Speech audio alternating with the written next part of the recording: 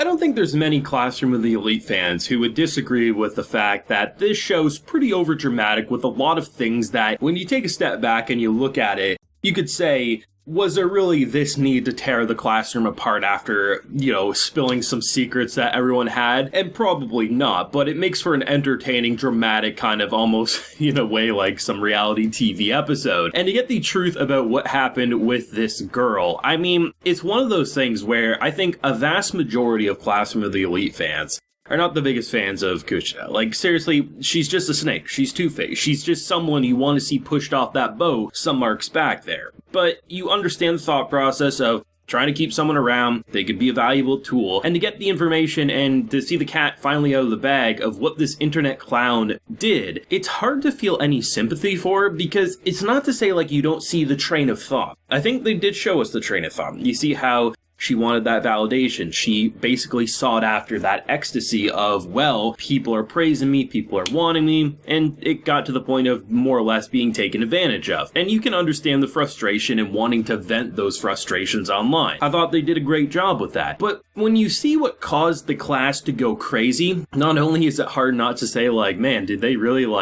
destroy that class? Did she really become this hated figure to that degree just because of this internet trolling moment? It's kind of funny, but the thing that gets me is, like, if the purpose is to try to make you say, damn, I feel so bad for her, no, we ain't gonna feel that way, I don't think, a vast majority, because ultimately, she was stupid enough to basically make it obvious who was saying what online. Like, here's the thing. I understand you get your frustrations, might be taken advantage of, you might even be getting bullied, and you want to vent those to someone who might listen. Internet makes sense to do that. But if you're going to be stupid enough to not even mask your identity to the point of, like, if they found it, it's obvious as hell, even if you don't put your name on the Tumblr account, because that's basically what it was. People might want to say, no, it's like a Twitter account, or it's like a Reddit account, or it's like, just a general blog. But here's the thing, in my opinion, Tumblr is like the worst cesspool in terms of like the worst types of writings that can pop up in terms of people saying shit about other people. So for me, it's basically her Tumblr account, all things considered, where she would blog about her feelings. If you're not masking identities, if you're not saying,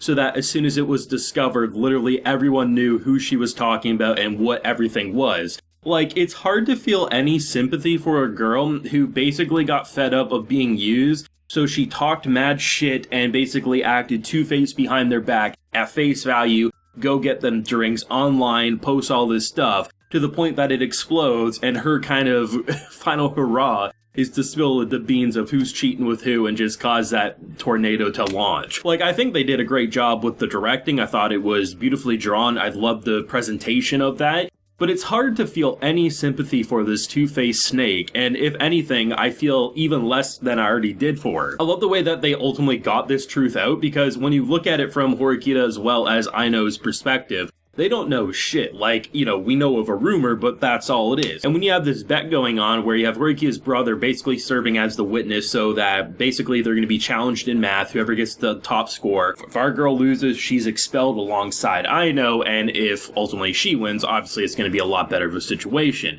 Well, shit, if I'm going to get dragged into this, you might as well tell me what apparently I already know. And just to see her reaction, because she was so serious about it too, and I think it makes it so, like, comedically evil. Because she's talking like how dare they sort of a thing, right? I liked being popular, then I stopped being popular, so I basically waited on everyone hand and foot, did all the things no one wanted, and when that wasn't enough and I got so frustrated that I was brushing my teeth, bleeding, and ripping my hair out, I started making an edgy Tumblr blog, and then when people found out, I destroyed their lives. Yeah, I wonder why people hated you at that school. I really do have to question that. It's not to say, like, the intro of that you can understand, growing up, feeling out of place. Everyone can relate to that, feeling like, okay, I see where the initial train of thought went. The difference was that the train of thought for most people, it may be a rocky railroad, it may make some twists and turns, and you say, okay, you still get to the end of the destination there, and you can say, looking back in hindsight, might have made a few mistakes, but all things considered, everyone does. This girl almost immediately went off the cliff, ran through a town, destroyed said town, came back with a smile, and said she was in the right. And if you needed a character to make you even more what the hell, she has lived up to those expectations. And I am excited to see where we go from here. Like, I think Classroom of the Elite's always had this level of overdramatic school elements of, like, if you take a step back and look at what's being, like, basically from the bullying to a lot of these situations, it's more intense than I guess it probably should be, but that's part of the charm. It has this kind of, like, overdramatic, melodramatic element that I think makes Classroom of the Elite a very entertaining show with its drama and how it presents these school antics. But it's kind of funny in moments like these, I have to admit, and I mean, I was kind of expecting more. I was honestly expecting she killed someone, but I mean, based on the destruction of that classroom, you'd think she did, but just ruining lives in the way she did, leave it to school antics to really just cause a shitstorm. But this was an interesting episode for a couple of reasons outside of that. I like the fact that even now, I mean, one of the big things that has kind of caught my eye is the true Aino kind of popping out and people starting to recognize track and field day to even now Ryuan just literally calling him out being like too mastermind. Some interesting things are starting to occur, and just to see that, you know, they're trying their best to make sure that these study groups are going to work out in their favor. You have certain pairs coming over saying, hey, we're teamed up, but we're basically equal in everything with the same weaknesses.